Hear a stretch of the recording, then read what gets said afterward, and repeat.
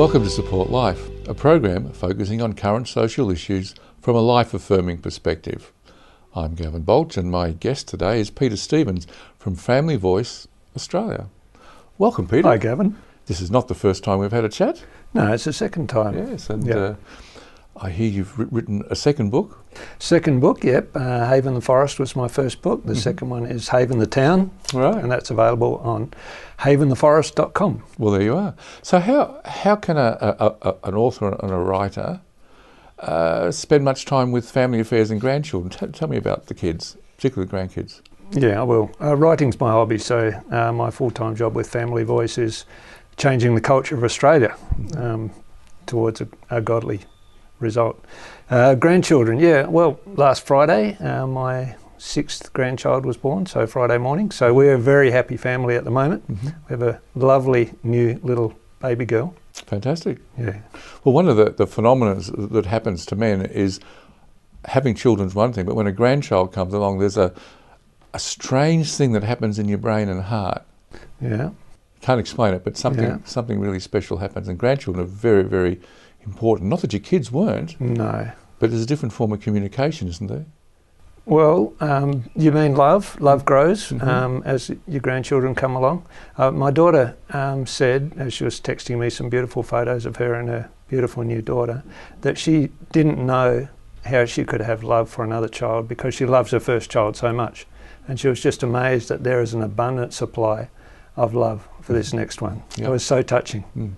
And so we have our children, with the grandchildren come along, because what you find, isn't it, that you, instead of saying, is your room clean, pick up this, eat your meal, get ready for school, you can actually have much longer conversations. Yeah. Well, we had the privilege of looking after the 2-year-old while she was in hospital having her little baby.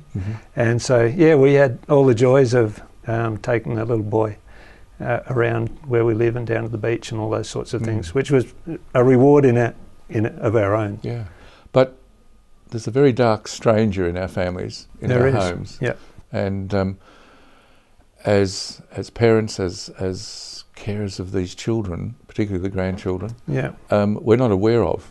No. And the grandchildren and children aren't listening to us. No. They're listening to this dark, hooded creature. Tell me about it. Where do they get their influence from? Their main influences. And the one I'm concerned about at the moment, the Family Voice has a lot of concerns and a lot of joys in what's happening in Australia. But my biggest concern at the moment is pornography. It's not a very nice subject, but it's something that's affecting our culture very strongly. And my 2-year-old grandson, who came to stay with us, brought his iPad with him. And he's actually really good on his iPad. And that iPad can connect to the internet.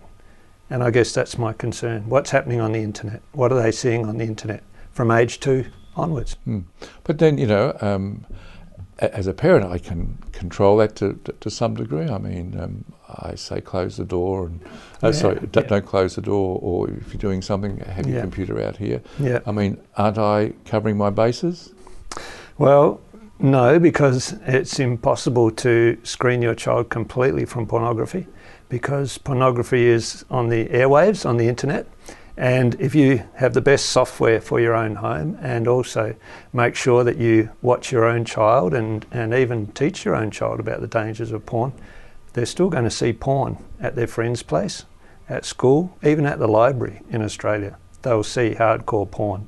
Peter, imagine I'm just a littlie and I've got my little iPad. I'm trying hard to imagine that now. 2 or 3 years old, and look, surely I'm just a multiple number of clicks away from getting into porno anyway. Even that would be frightening if you were a multiple number of clicks away, because young children these days are just so good on their electronic devices, unlike us. But unfortunately, pornography is only 1 or 2 clicks away. For instance, Pornhub, and the reason why I use Pornhub as an example is because, one, they just released their statistics on how many people were going to their site, and secondly, I have to admit that I looked at their site just last week. So 2 clicks, my first, I entered Pornhub into my search engine. I clicked once, I went straight to Pornhub, and then I clicked on Pornhub, and what came up on that screen was multiple photos of videos that I could access that were hardcore videos. And so there were maybe 20 pictures of intimate scenes between men and women, sometimes several men, one woman, very clear images that any child could have accessed in 2 clicks. Okay. So how can we inform parents, first of all, about protecting their children? Okay, well, we need to talk about the fact that porn is everywhere. So just coming back to Pornhub, I was just going to say about the statistics that Pornhub said that last year the viewers who went onto their site saw 87 billion porn videos. That's 12 videos for every man, woman and child on earth. And so that's just one site. So I think the first thing we need to know is that porn is everywhere. That kids, even if you do your best to protect them at home or teach them about the dangers of porn, they will see it at school or other places that we mentioned. And so the first thing is porn is everywhere. The second thing we need to begin to understand is that porn harms children. All right, let's look at the harm component for a moment.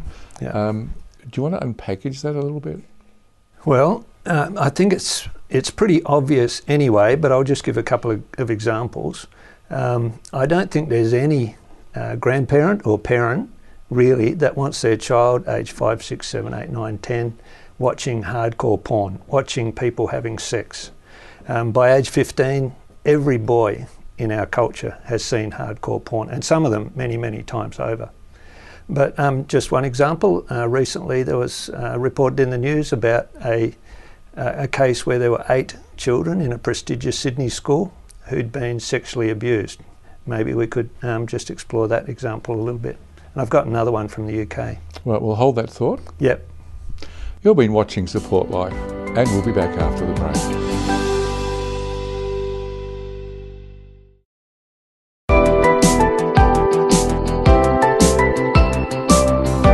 Welcome back to Support Life. I'm Gavin Baulch, and my guest is Peter Stevens from Family Voice Australia. Yep. Peter, we were holding a thought that took us back to Sydney. Yes. It's just one example of many where porn is damaging children. In the Sydney example, at a prestigious Sydney school, 8 children were sexually abused last year. And so it's come out that young children in grade 1 were heading to the toilets and they were undressing. Boys were sucking, fondling, penetrating each other. And a psychiatrist said in the newspaper, in that report, that it's likely that one of the major influences that caused that sort of damage to children was easy access to pornography.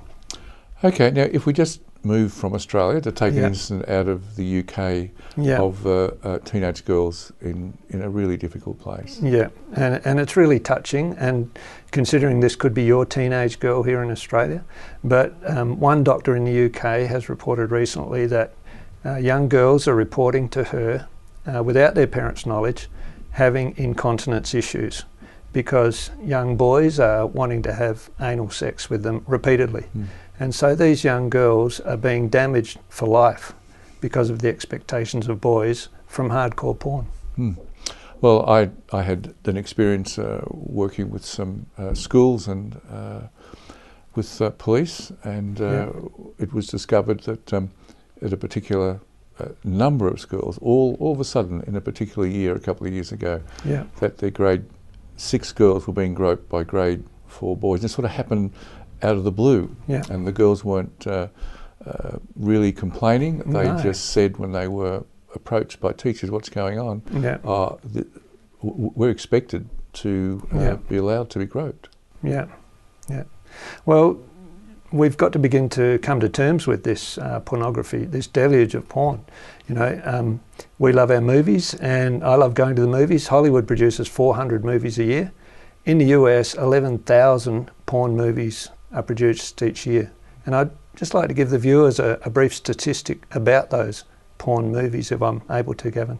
Yes, certainly. Well, in the scenes of the most popular porn movies that come out of the US, 88% of those scenes contain violence, 94% of that violence is against women, and 95% of those women are either neutral to the violence or they appear to like it. And that's the stuff that our kids here in Australia are seeing on their iPads, their phones, and on their home computers. Well, I think we'd have to acknowledge that some of the damage has been done to the adults who are absolutely fathers and husbands and partners. Yeah. The violence issue is on the radar. Yeah. And it seems strange that politicians and others are scratching their heads and saying, oh, how could this be? Yeah. But I believe too it comes out of the influence of pornography. It does, and we're spending billions of dollars on trying to stop or trying to educate men about violence towards women and to stop it. But at the same time, we're streaming into their electronic devices very violent pornography. Well, Canberra is our little kind of non-state hub of X-rated material. It is, unfortunately. It's very sad, yeah. And I got involved in this campaign particularly because many of my friends were becoming porn addicts. And so the result of kids growing up as seeing pornography whenever they wish is that they can become porn addicts. And it's a physical as well as emotional addiction. Yeah. Dopamine is a chemical released in our brain and actually is addictive. And when we watch porn, we get addicted to the dopamine. So a lot of my friends had become addicted to pornography. Yes, we forget how that release of the chemical dopamine comes about. And once it's triggered and released, the rest of our body says yum yum. It does. Well, it's the pleasure drug. It's released when we have a nice meal. It's released when we have sex, and it's released when we watch porn. In fact, dopamine is 4 times stronger than morphine. It's as strong as cocaine.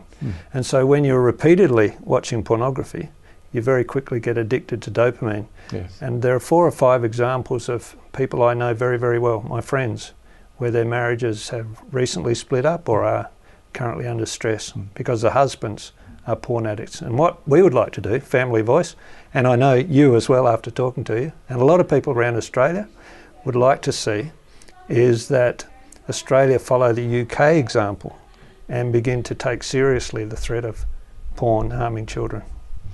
All right, now let's unpackage the UK. Why has that come on your radar, and why are they successful, it seems? Okay, so they're a long way from successful yet, but they are probably the only country in the world that has gone a long way towards getting clean feed internet by default into their country.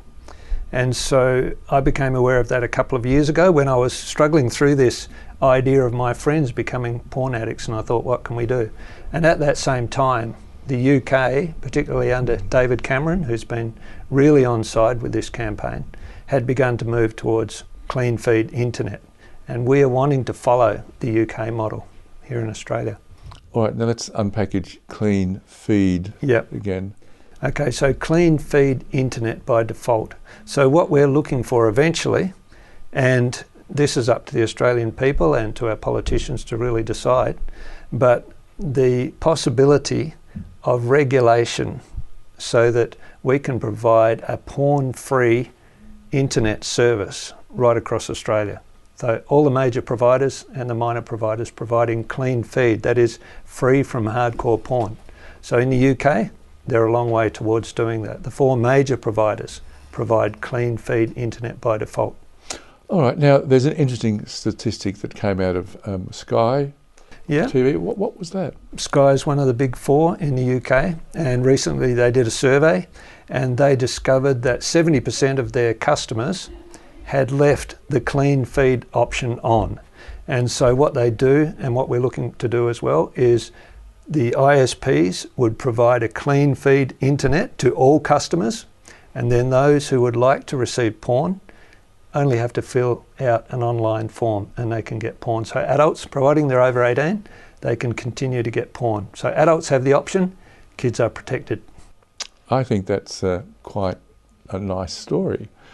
It's not rocket science, it's protecting children. Okay, so all right, we'll unpackage what's being done to investigate and follow what the UK is doing. You're watching Support Life, and we'll be back after the break.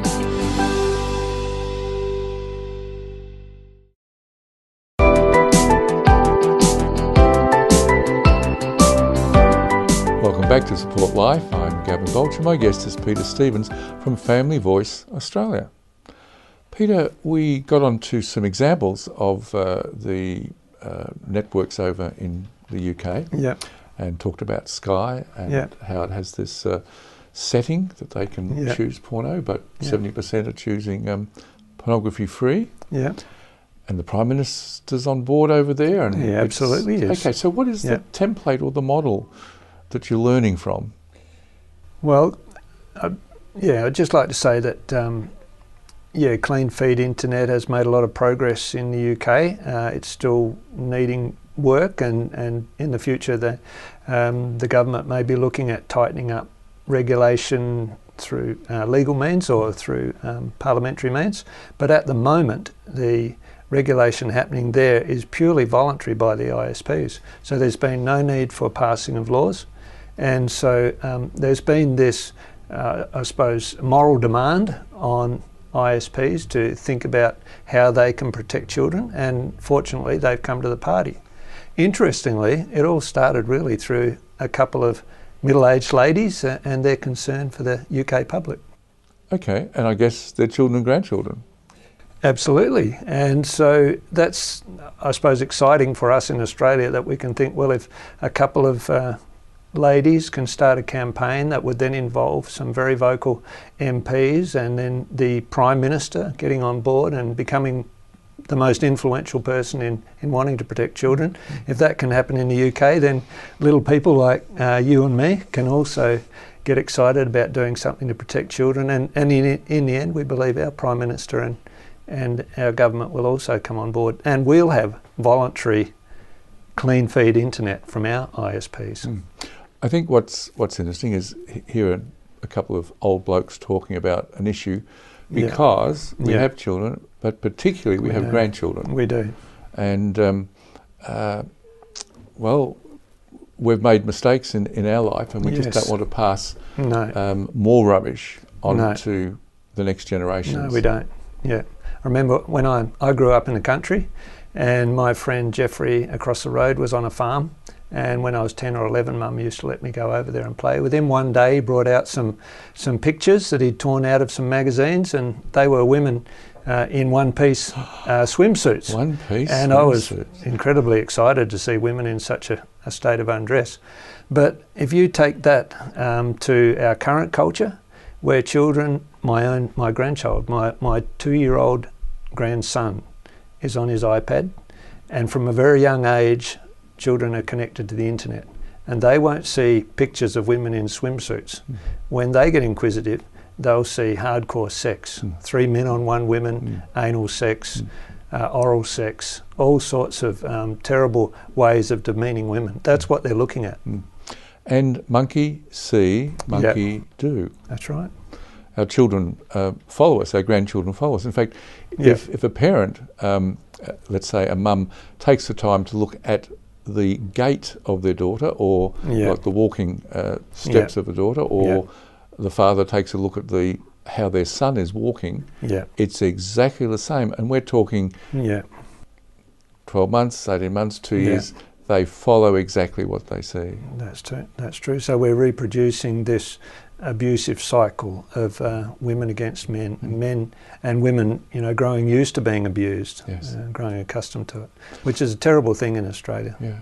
So can we appeal to our women's libs and women concerned about what's happening to women, that there's a probable root cause behind it all? It's this addiction. I wonder if we can all band together to work hard at protecting women. I think so. I think we raise awareness. We start to admit in Australia that porn has become a deluge in our society. It's become an epidemic, a health epidemic. It's very dangerous for our children and our grandchildren. And thirdly, that we can do something to change that. Yes. And, I think we can call upon anyone out there who just wants to make a very simple stand for this generation coming up. Yeah. As an older grandparent, I'm not very good at working my computer. I'm the first to admit that. I can't get my iPad going. And, I have a 7-8 month year old granddaughter who's our latest. Yes. And she's all the time switching things on. Yeah. She can work the iPhone a little bit. And yeah. So they're born with it. They're the only generation that don't know anything else. That's right. Yeah. So, I've connected with a lot of members of Parliament in Australia, particularly senators. I've talked to a lot of other groups around the nation. We have an enormous movement now underway to let the public know that porn actually does harm children. And our viewers are welcome to get on board and just be part of the change, part of doing something to protect the future of our country. Very good. Now, what's interesting, it's just a simple bipartisan movement. It is, absolutely. I have not spoken to one member of Parliament, and I've spoken to many, who would not support our campaign. In other words, every MP I've spoken to wants to support in some way or another a campaign for change. All right, now let's go back to what the campaign is called. Yeah. So at the moment the campaign is called Porn Harms Kids. The long-term thought is that we need to follow the UK model for clean feed internet. But right now, there's not too many people talking about porn in Australia and the damage it does to children. So the first step is make the public aware, help us all to be aware that porn damages children. Mm-hmm. And they are children, they're not pubescent adolescents. We're talking about younger ones that are being harmed awfully before they even get to this mysterious age of puberty. In our culture today, kids are getting their sex education from internet porn. And I would just challenge viewers, if I'm allowed to do that, if they're not sure, just to put, and it's not very nice, but put Pornhub into their search engine. And in 2 clicks, they'll see what their kids and their grandkids are seeing. Peter, thank you for such a free and open discussion and the revelations that you've given us. Maybe work together for protecting our children and grandchildren. Thanks, Gavin. Let's do that. You have been watching Support Life. That's all for our program today. Join us again next week. Goodbye.